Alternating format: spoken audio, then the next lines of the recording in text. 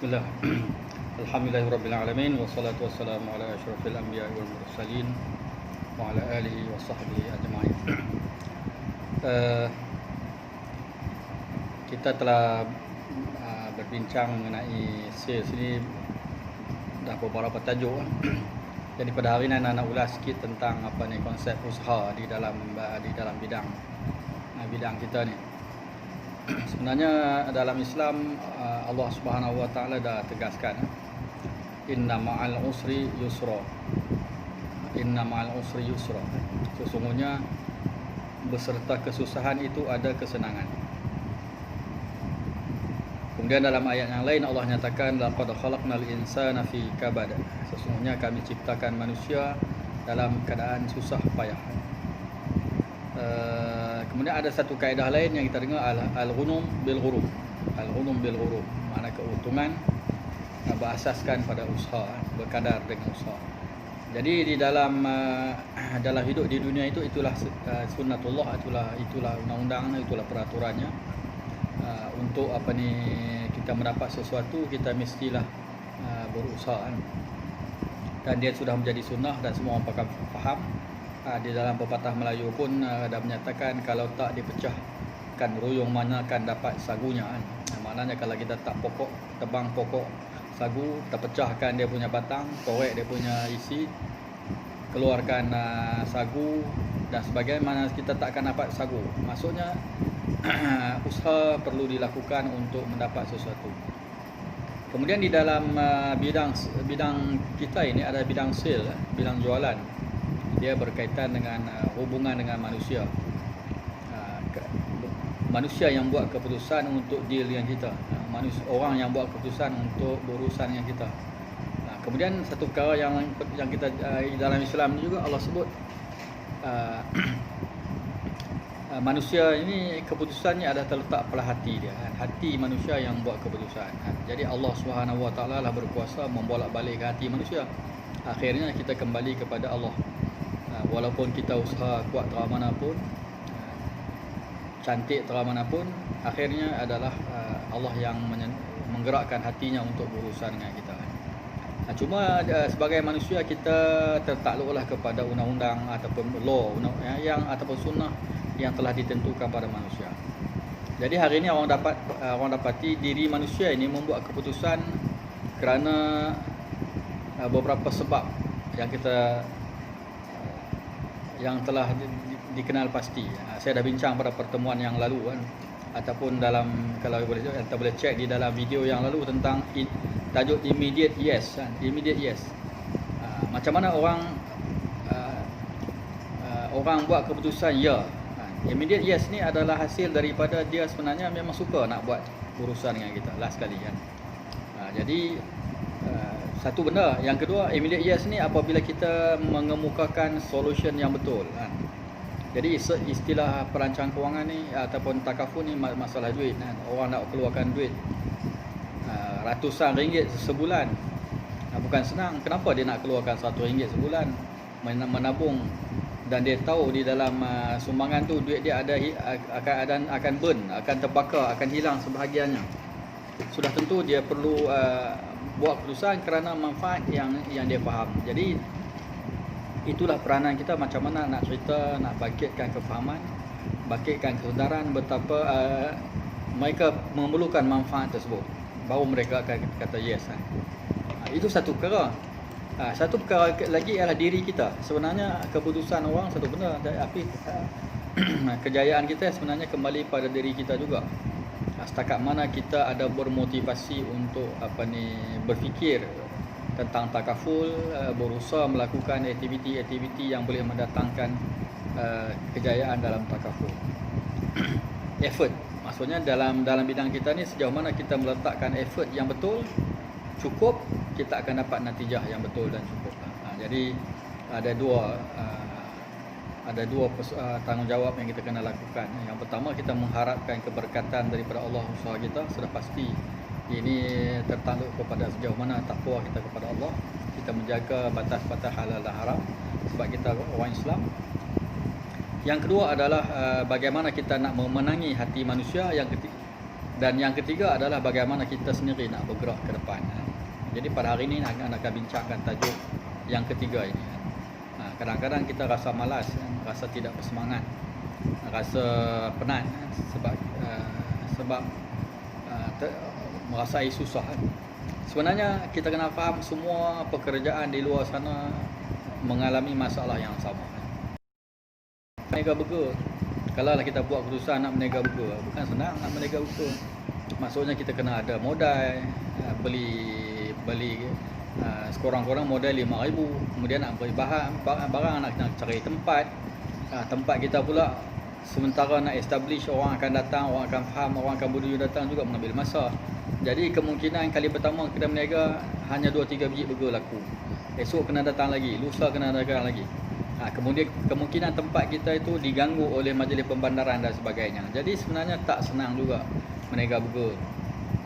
Tapi mereka memilih berniaga burger sebab mungkin itu saja peluang yang mereka ada. Mungkin ada orang kata property, memilih bidang property. Sebenarnya betul, property kalau sekali jual komisen boleh dapat antara 1,000 hingga 3,000 kan. Tapi sebenarnya satu jualan itu bukan serta-merta juga kita dapat komisen. Sebab prosesnya banyak lagi. Kadang-kadang sebenarnya proses untuk dapat jualan dalam property sama juga. Kita kena cari property, kita kena iklan, kita kena datang tengok property itu, apa kebaikannya, apa kelemahan dia, apa persekitaran dia, apa kekuatan dia, supaya kita dapat ceritakan kepada bakal pelanggan. Kemudian kita kena entertain pula orang nak tengok property itu. Kena deal dengan tuan rumah, ambil kunci, pergi bawa orang pergi tengok property, seorang, 2 orang, 3 orang, belum tentu close. Dan kemungkinan property yang kita jual tu bukan kita seorang yang jual. Ada beberapa orang ejen lain juga iklan dan kita terpaksa berebut dengan ejen-ejen yang lain. Jadi kemungkinan kita iklan tetapi property itu dijual oleh orang lain. Itu tentang property juga tak mudah sebenarnya. Banyak effort, banyak tenaga, banyak usaha yang perlu dikeluarkan dan juga mungkin banyak modal. Terutamanya apabila property itu perlu diiklankan kurang-kurang dalam mudah. Paling minimum perlu ada RM50 untuk deposit di dalam mudah. So itu satu bidang lah. Mungkin orang kata bidang lain seperti apa saja dalam kewangan ni, contoh kata pelaburan, unit trust pun sama. Unit trust ni sudah pasti orang mungkin berminat untuk accumulate wealth, untuk cukupkan pelaburan mereka memilih unit trust. Tapi berapa ramai orang yang faham tentang unit trust? Jadi kita kena educate juga orang, pergi jumpa mereka, berbincang, mereka perlu melabur dalam unit trust. Tapi unit trust ni komisen diberi pada kita 3%. Kalau kita close seorang, dia bayar RM100, kita dapat untung RM3. Jadi kalau nak dapat RM300, berapa ramai orang yang kita close yang bayar RM100? Berbeza di takaful. Jadi sebab itu hari ini saya akan lihat sebenarnya dari sudut sale, effort yang kita keluarkan, tenaga yang kita keluarkan, modal yang kita keluarkan untuk dapat seorang pelanggan, untuk close satu sale, sebenarnya usaha, tenaga, modal dan sebagainya perlu dikeluarkan untuk close satu sale. Cuma bezanya di takaful ni komisionnya cukup besar. Sekarang biasanya dahulu dalam produk wakalah, kita dapat 115%. 115% adalah satu komisen yang cukup besar. 115%. Mana ada hasil dapat 115%? Kalau kita jual kalau kita jadi buat dropship, kita buat dropship, paling kurang orang bagi 5% saja. Tapi nak close dropship pun sama juga, kena hari-hari update dalam Facebook, kena usahanya sama juga kan. Jadi 5% tu tak besar.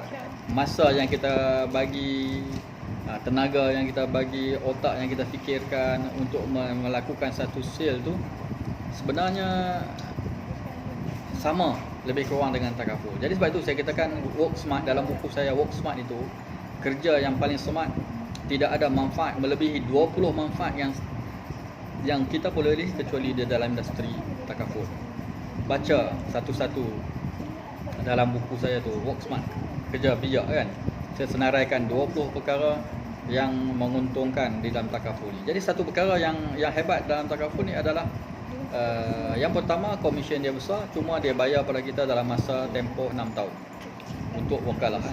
Dan untuk produk investment link, kita dapat 10 tahun, 180% dengan 10 tahun. Okey, contoh effort yang dilakukan oleh seorang perunding hartanah, dia close satu biji rumah, komisen dia dapat 3,000 serentak.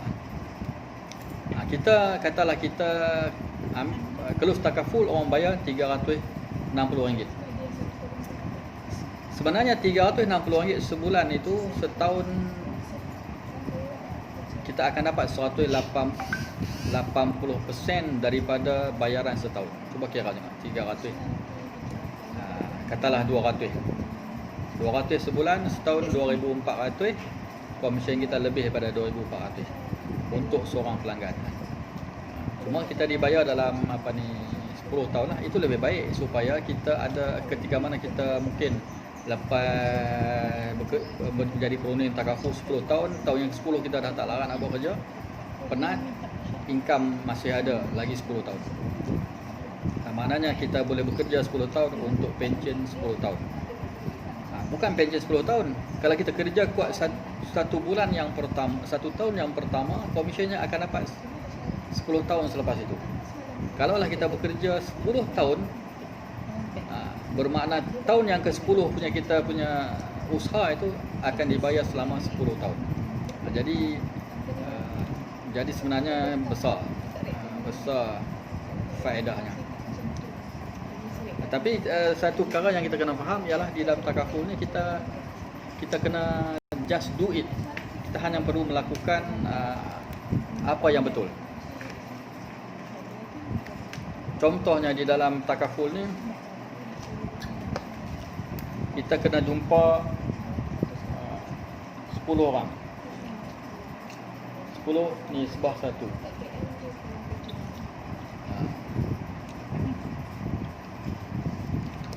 Jadi kalau kita jumpa 10 ni bersatu, jumpa seorang kosong, seorang kosong, seorang kosong, sampai yang ke-10 kita dapat 1/10. Bermaksud kalau orang tu bayar 300, kita dah dapat komisen RM100. RM100 bahagi 10, kita dapat RM10 tiap-tiap bulan. Maknanya kalaulah kita close 300, komisen kita RM100. RM100 bahagi dengan 10 sama juga 10. Memberi maksud setiap orang yang kita jumpa tu kita dapat gaji RM10 sebulan. Kalau kali dengan 100, kali dengan 12 bulan, 120. Maksudnya kita hanya bercakap dengan seorang seolah-olah kita dah dapat komisen RM120. Jadi kita kena fahamlah, maksudnya effort kita adalah menceritakan tentang takaful kepada 10 orang untuk dapat seorang. Jadi kalaulah kita mampu melakukannya setiap hari, maknanya setiap hari kita buat strategi dan berjaya bercakap tentang takaful ini dengan 10 orang sehari, bermaksud setiap orang yang kita jumpa tu walaupun tak close, kita dah dapat upah RM120.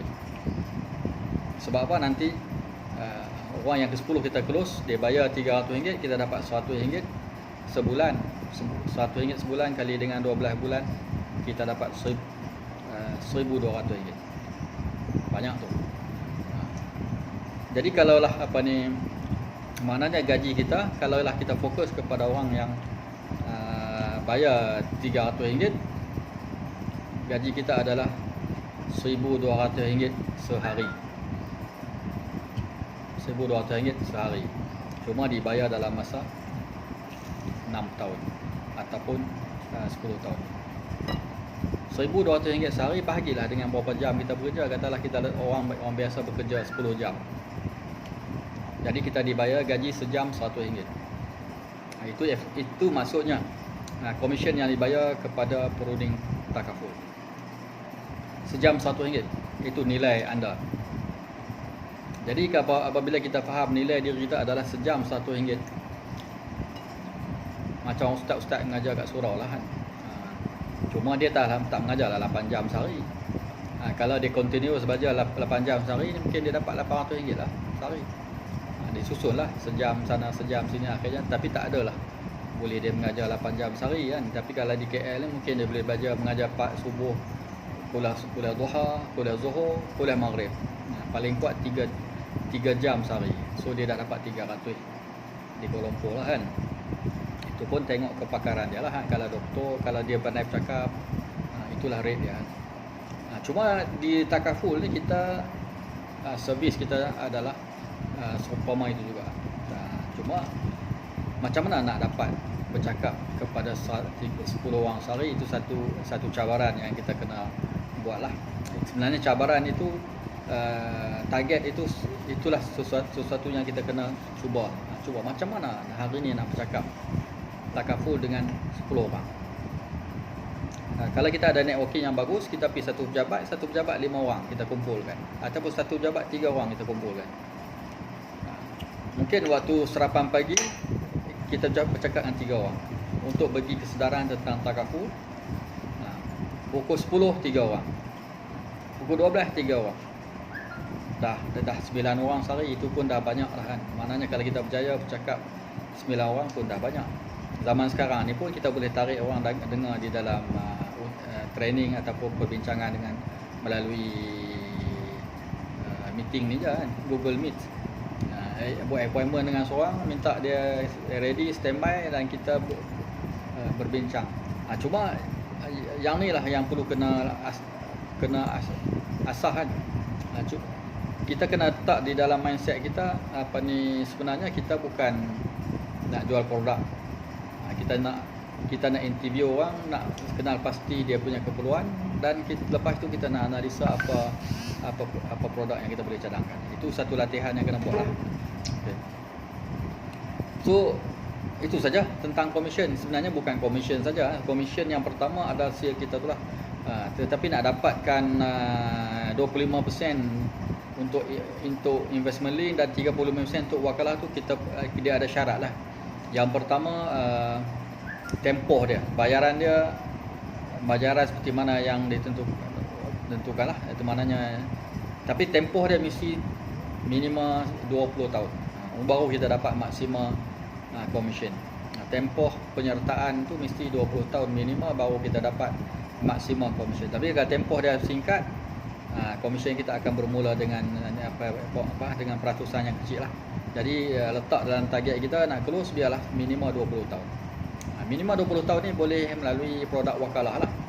Tapi kalau kita ambil produk investment link, automatic lebih daripada 20 tahun. Sebab dia investment link ni lebih kepada whole life, ataupun kita kata perlindungan sepanjang hayat. Objektif mereka adalah untuk ambil medical card sepanjang hayat. Mereka ambil polisi investment link, ataupun mereka nak perlindungan tinggi sepanjang hayat, mereka ambil investment link.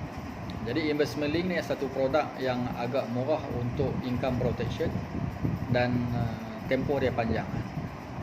Jadi sebenarnya kita jangan ukur dengan diri kita kan. Kalau kita ukur diri kita, kemampuan kita tak mampu untuk close besar. Tapi kita kena fikir keperluan orang. Orang mampu bayar 1,000, 2,000. Kita memang tak mampu. Jadi apabila kita buat perancang kewangan ni, kita tak nak fikir kita. Kalau kita fikir kita, memang kita tak boleh close lah. Sebab kita kerja pun tak ada, takaful pun tak ambil lagi kan, ambil pun tak cukup. Tapi sebenarnya orang di luar sana menunggu. Semalam saya bincang dengan seorang tu, dia pergi ke pejabat kerajaan di KL tu. Rupanya di pejabat kerajaan ramai lagi orang yang tak ambil takaful, terutamanya di KL. Sebab apa? Sebab mereka kata bajet tak cukup.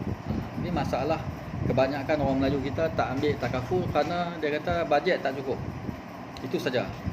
Tapi mereka belum duduk berbincang dengan kita bajet mereka, apa yang lebih utama, apa yang kurang utama. Jadi sebenarnya mereka kata bajet tak cukup tu sebab dia tak plan. Ini satu peluang lah, sebenarnya satu peluang di zaman sekarang ni. Kita tak jual produk insurans ataupun takaful, tapi kita servis kita adalah untuk membincangkan kepada mereka kenapa mereka perlukan takaful. Kenapa mereka perlukan takaful? Jadi kita kena master tajuk tu. Sebenarnya untuk untuk ejen saya ni, sebenarnya saya dah tulis buku. Dua buku tu dah cukup untuk memberi kefahaman kepada kita bagaimana untuk develop semangat, motivasi diri, dan bagaimana untuk memahami idea untuk memberi kesedaran kepada pelanggan tentang kepentingan takaful. So komisen kita besar. Sebenarnya komisen kita besar, sejam RM100. Itu kita kena tanam dalam pemikiran kita. Sejam RM100 kalau kita close RM300 sebulan lah untuk seorang customer. Tapi kalau kita close RM1,000, target kita market 1 million policy, minimum orang tu bayar RM1,000, bermaksud sejam RM300 ataupun 200, sejam RM250 kita punya nilai masa kita. Jadi kalau kita boleh close sehari satu case, orang bayar RM1,000, maksudnya gaji kita naik RM250 sehari. Besok kita dah buat sale lagi, close RM100, RM1,000, kita tambah lagi gaji kita RM250 sehari. Kalau kita berjaya close 10 orang sebulan, semua orang ambil polisi 1 juta dan dia bayar minimum RM1,000, gaji kita dah standby gaji kita RM2,500 sebulan. Maksudnya kita boleh shortcut income kita menjadi RM25,000 income sebulan apabila kita fokus kepada golongan yang sanggup bayar RM1,000. Mereka nakkan income protection 1 juta ke atas, dan lepas 1 tahun anda boleh cuti. Lepas 1 tahun struggle boleh cuti. Sebab apa? Anda dah close 100 orang. Sebulan 10 orang, mereka bayar RM1,000 sebulan, maknanya anda dapat RM10,000 sebulan collected. Anda punya commission RM2,500 sebulan. Jadi kalau benar tu, di effort tu dilakukan berulang kali sampai 10 bulan, RM2,500 sebulan kali dengan 10, makna RM25,000 sebulan. Itu anda boleh cuti lah. Boleh cuti. Sebab apa? RM25,000 sebulan tu duduk kat Mesir 4 tahun tak habis makan. So siapa dia? Sekarang siapa dia orang boleh close yang ambil? Siapa dia yang tak nak jumpa untuk close RM1,000? Sebenarnya tak susah. Orang yang kerja sendiri pun, kemudian suami isteri memerlukan income isteri, suami perlukan income isteri sudah pastilah perlu income suami. Maka suami mungkin dia boleh close seorang RM500,000. Maksudnya mereka boleh ambil polisi seorang tu RM500,000. Orang yang baru kerja gaji RM3,000 boleh bayar untuk takaful RM500,000 sebut protection. Isteri dapat RM500,000 protection, berapa nama dia suami dia. Suami ambil RM500,000 protection, berapa nama dia isteri dia. Satu keluarga close RM1,000. Isteri RM500, suami RM500. Satu keluarga. Jadi anda kena dapat 10 keluarga. Jadi daripada networking ni lah cuba cari. So commission yang besar ni modal yang rendahan. Kita tak perlu iklan dalam Facebook, kita tak perlu iklan di dalam Mudah, kita tak perlu keluar duit untuk membuat iklan menawarkan polisi takaful. Orang tak akan call kita untuk masuk takaful. Tapi kita hanya perlu cari nama mereka di dalam Facebook yang berkawan kita. Berkenalan mereka, ambil nama, tahu pekerjaan mereka, ambil nombor telefon, set appointment. Zaman Covid ni mungkin orang setuju untuk buat appointment online. Jadi appointment itu adalah kita bercakaplah tentang kenapa, kita tanya soalan saja. Sebenarnya tak perlu syarah. Kita tanya soalan saja dalam takaful ni. Kita tanya dah ada takaful bagaimana dia menguruskan kewangan dia. Jadi kita kena create soalan-soalan yang dia menjawab. Kita kena create soalan, bila dia jawab itulah jawapan yang kita nak carahkan kepada dia. Last sekali barulah kita akan cerita apa yang kita ada. Jadi produk yang kita ada, berapa dia bayar, berapa protection dia dapat, itu dia tak tahu. Itu saja yang kita nak cerita pada dia.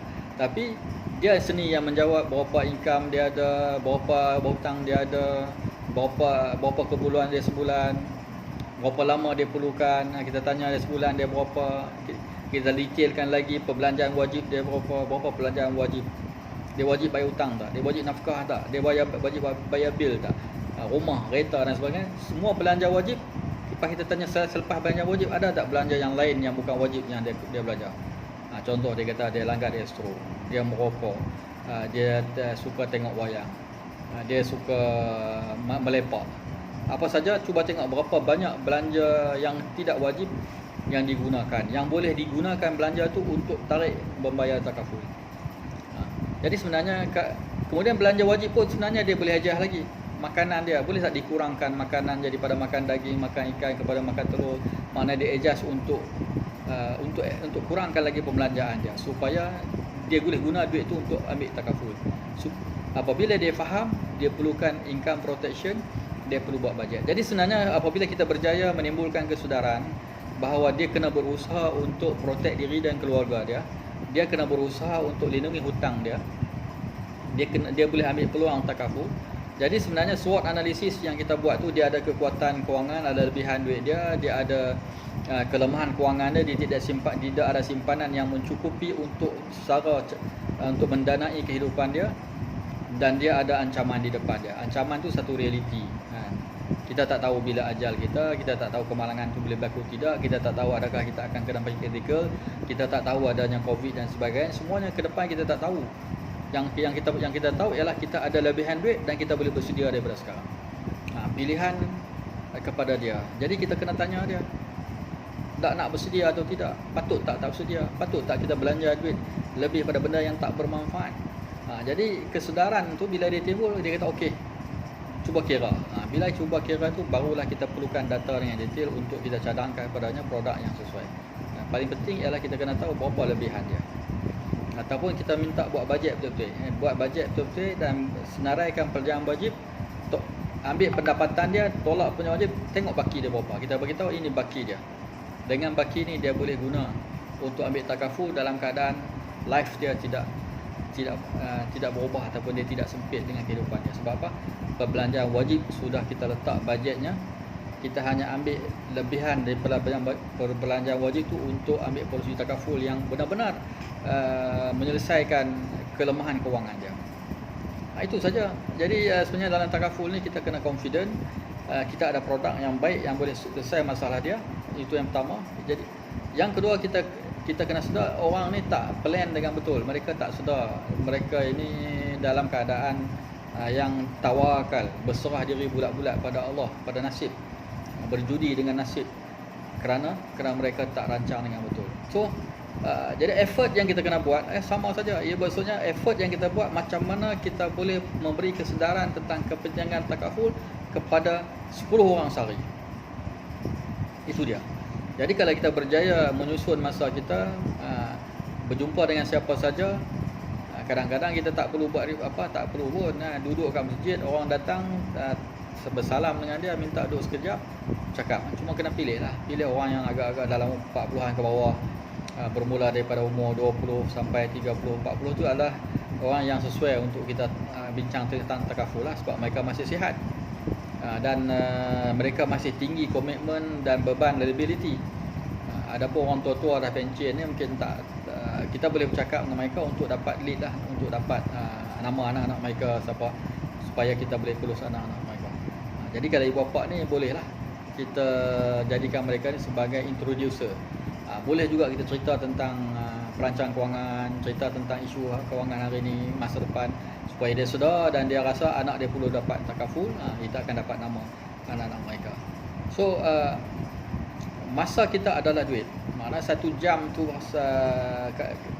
tengoklah, kalau kita 1 jam itu target market kita adalah orang yang boleh bayar 1,000, bermaksud 1 jam tu kita membazirkan masa kita RM100 ataupun RM300. Kalau orang tu bayar 1,000, komisen kita RM300, 1 jam kita tak guna dengan betul, kita telah membazirkan RM300. Itu nilai masa yang kita kena faham di dalam industri kewangan. Jadi sebenarnya inilah rahsia industri kewangan takaful. Kalau orang faham komisen dia besar dan dibayar cuma dibayar 10 tahun 6 tahun mereka akan masuk takaful. Cuma yang menghalang kita adalah ketakutan lah, kita takut nak jumpa orang. Sebenarnya itu benda boleh effort lah, boleh settle lah. Kita kena fikir pasal orang, kita fikir pasal kita. Kita letak target kita, orang tu masalah depa.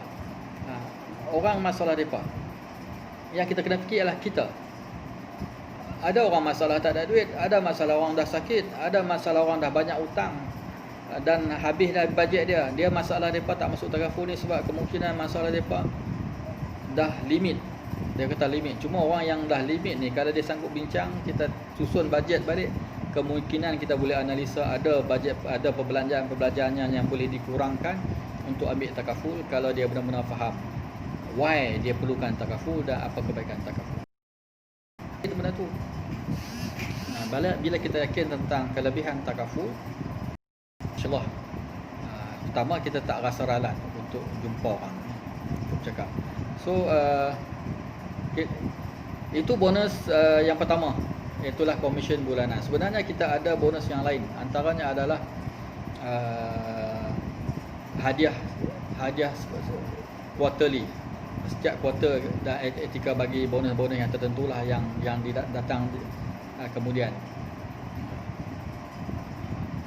Yang paling besar adalah 6% daripada collected kita. Katalah kita berjaya collect, katalah enter fokus kepada orang yang bayar 1,000 dan sebulan dapat minimal 2 kes, tapi dapat 2,000. Jadi macam mana kita nak kira FYCC? Hari ni kita nak kira first year contributed collected lah. Jadi first year kenapa FYCC ni perlu kita kena faham? FYCC terbaliklah. First year contribution collected lah. First year adalah maksudnya adalah kutipan tahun yang pertama. Jadi kita kena kira tahun kewangan etika ni daripada bulan Januari sampai bulan 12. Dia bermaksud kalau kita punya sale bulan Januari, maksudnya collected kita daripada sale kita adalah 12 bulan untuk tahun kewangan tu. Kalau tahun kewangan, contohnya kita kira tahun kewangan 2021. Jadi bulan Januari dah ada sale, bulan 1 dah ada sale. Maknanya katalah bulan 1 kita ada 10 polisi. Total dia berapa? Kiralah 10 polisi, total dia katalah 10,000. Oleh kerana 1,000 sebulan. Maknanya kita akan collect 12 bulan. So totalnya adalah 12,000 FYCC. Untuk bukan 120,000 FYCC. Maknanya 10 kali dengan 12, 120,000 FYCC. Kalau sale kita bulan 2, kita dapat 10 juga, 10,000 juga, dikali dengan 11, jadi 110,000 FYCC. Kalau bulan 3 punya sale 10 juga, dia akan kali dengan 10, maknanya 100,000 FYCC. Begitulah seterusnya. Bulan sebab apa dia jadi kurang? Sebab apa? Dia dah collect bulan Mac. Kita Mac, April, Mei, Jun, Julai sampai Disember, atau termasuk dengan Mac, jadi 10 kali collect. Kalau kita collect bulan April, kita start lah bulan April, Mei, Jun, Julai sampai bulan Disember, dia akan jadi 9 kali collect. Jadi maksudnya ini adalah total. Selepas tu kita total lah daripada bulan Januari sampai bulan bulan Disember, berapa total yang kita collect FYCC. Katalah total dia 1 juta. Banyak lah tu. Kalau boleh collect 1 juta, banyak. Dan di ujung tahun kita dapat 6% daripada 1 juta FYCC ni. 6% adalah bonus tahunan. Banyak. 60,000 bonus tahunan sahaja. Jadi kalau dapat collect 10,000 sebulan tu memang kaya lah kan. Saya jamin selepas selepas setahun buat sales, pendapatan dah cukup besar kan. 120. Itu kenapa tak boleh dapat 10 kes? Itu ada cabaran lah. Mungkin kita akan start satu, bulan depan jadi 2, bulan ketiga jadi 3. Dia sebenarnya effort lah. Dia tak mungkin kita akan dapat. Tetapi bila kita fokus, akhirnya skill tu datang, kefahaman itu datang, sense tu ada, kita dapat merasainya, insya-Allah kita akan dapat terus. Jadi itu bukannya mustahil. Sebenarnya bukan mustahil. Jadi nilai yang pertama adalah komisen bulanan yang dibayar 180% ataupun 105% tu besar. Apa dia perniagaan yang dibayar macam tu? Kita beli rumah pun paling kurang 1% saja ejen dapat. 1%. Kalau orang tu amanah saham, unit saham 1 hingga 3% saja dapat. Takkan orang nak melabur, kalau orang boleh melabur 1,000 sebulan, kita dapat 3%, RM30. Maksudnya kalau orang masuk takaful 1,000 sebulan, kita dapat 25%. Kalau investment link dapat RM250. Tengok perbandingan dia. Tapi untuk dapat orang yang close dengan kita, effort dia sama je. Kita kena jumpa 10 orang, dapat seorang. Begitu juga kalau rumah, kena 10 orang datang tengok rumah tu, kita akan close satu. Jadi mana lebih penat? Of course property lebih penat. Cuma bila dapat commission, dapat cash segera. Tapi penatnya sama. Rasa kecewa pun sama. Modal dia lebih besar. Kalau unit trust, tak ramai orang mampu bayar 10,000 sebulan untuk invest. Tak ramai. Kalau takaful, orang yang gaji RM1,000 pun boleh masuk takaful. Kerana dia ada RM1,000 saja income bulanan, risiko dia lebih tinggi. Sebab dia memang kaih pagi makan pagi. Kalau dia accident, dia lumpuh, memang tak ada income, dia perlukan juga dana untuk survive selama dia boleh cover dia punya sakit. Kemungkinan sampai 6 bulan. Kaki dia kalau patah tu nak sembuh, boleh kerja balik. So dia perlu ada dana 6 bulan. Kalau lah keperluan dia 2,000 sebulan, dia kena ada berapa? 2,000 sebulan kali 6, 12,000. Paling kurang dia kena ada 12,000. Jadi kita boleh ambil polisi Prisma Plus tambah accident yang dia bayar dalam RM100 sebulan, dia dapat cover. Jadi maksudnya takaful ni, orang yang tak ada duit, lekeh terang mana pun, dia mampu adjust untuk dapatkan polisi. Jadi atas kita lah. Jadi maksudnya saya nak cerita di sini adalah kenapa running takaful ni terbaik, kerana komisionnya yang tinggi dan makan masa yang panjang dan bonus-bonus yang lain lah.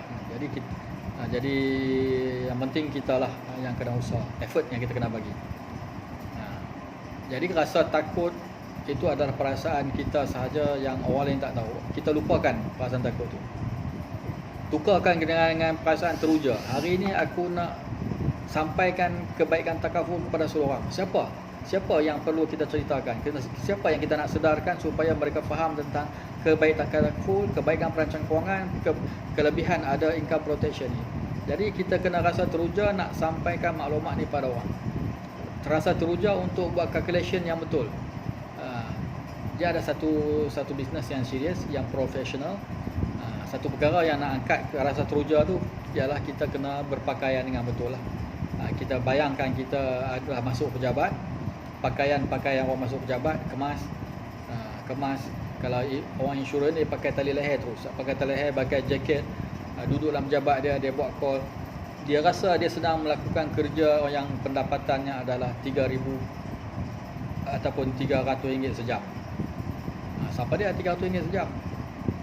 Tak ada. RM300 sejam ni siapa? Adalah konsultan yang hebat. Itu nilai diri kita. Dan insya-Allah kita kena fokus lah. Tiap-tiap hari kena fikir takaful.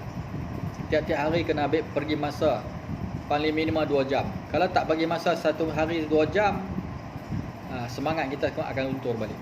Hari-hari tengok target, hari-hari tengok siapa nak jumpa senarai. kalau boleh senaraikan nama tu, orang yang kita nak jumpa, tulis berapa ribu kita nak close. Saya buat macam tu. Saya ambil Excel, di dalam Excel tu, dalam Excel tu kita boleh tulis bawah tu January, February, weeks, pilih kata Januari 2020, klik kat situ akan close senarai yang kita nak close bulan Januari. Ataupun kita start sekarang bulan Oktober, okey, tulis Oktober, senaraikan nama-nama yang kita nak close bulan Oktober, polisi apa yang kita nak bagi, berapa protection yang dia nak ambil, dan berapa sebulan yang kita nak collect. Kemudian tulis juga berapa commission yang kita bakal dapat. Jadi senaraikan seramai mungkin yang kita rasa nak close pada bulan Oktober, dan buatlah appointment dengan dia orang. InsyaAllah daripada senarai tu, kalau 100 senarai kita akan dapat close 10 orang, insyaAllah. Jadi tugas hari ni cuba ambil Excel, buat satu folder, adalah folder impian 2021 ataupun 2020. Ada 3 bulan lagi, senaraikan prospek, bukan sekat nama mereka, kalau boleh nama mereka, tarikh lahir mereka, nombor telefon mereka, berapa income mereka, dan berapa yang income protection yang kita nak tawarkan, berapa payment yang dia kena bayar. Sebab kita boleh kira siap-siap, orang ni umur 30, kita masuk dalam ilustrasi, kalau dia nak cover 1 juta, berapa sebulan dia kena bayar, dan berapa commission kita. Jadi anda boleh senarai kat situ, boleh kira berapa income yang boleh dapat. Jadi hari-hari tengok perkara tu, dia akan memotivatkan kita untuk berjumpa. Wallahualam, setakat itu saja hari ini. Kalau ada apa-apa perbincangan, kita silakan.